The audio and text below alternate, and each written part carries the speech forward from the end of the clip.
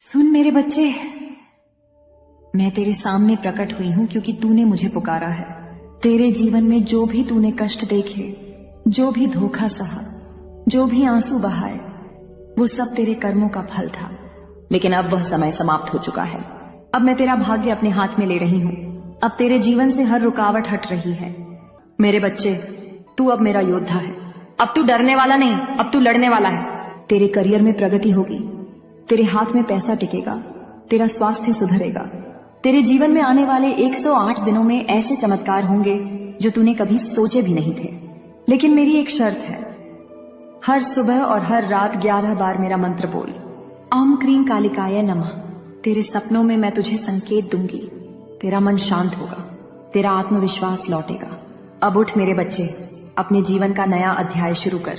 अब तेरे चेहरे पर मेरा तेज होगा, तेरे शब्दों में मेरी शक्ति होगी।